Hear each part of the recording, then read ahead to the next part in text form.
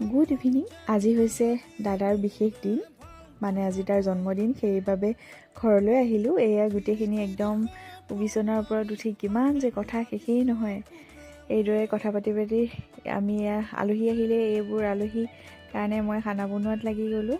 এই ছোৱালীবোৰ বিয়া দিয়াৰ পিছত সৰু সৰু কিছুমান কথাত যে ঘৰলৈ যাব পাৰে, ছোৱালীবোৰে কিমান ভাল পায়, প্ৰত্যেকজনী বিয়া হোৱা ছোৱালীহে গম পায়, নহয়নে বাৰু? এইফালে হ'ল কেক কাটাৰ পৰ্ব, এইফালে ফটো উঠোৱা, এইফালে ভাগিন একদম কোচত উঠি লৈছে কেক কাটিবলৈ।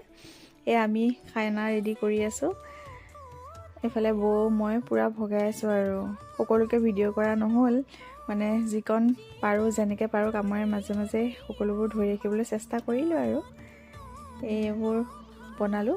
আজি বাৰ্থডে স্পেচিয়েল পোলাও, মাংস, মিঠাই, কেক, এইদৰে দাদাৰ বাৰ্থডেটো চবেই চেলিব্ৰেট কৰিলোঁ আৰু বহুতকে মাতিবলৈ মন আছিল, কিন্তু সময়ৰ অভাৱ, সেইবাবে মাতা নহ'ল বাৰু। এনেই ঘৰতে সৰুকৈ ফ্ৰেণ্ডখিনিৰ মাজতে কৰি থৈ দিলোঁ।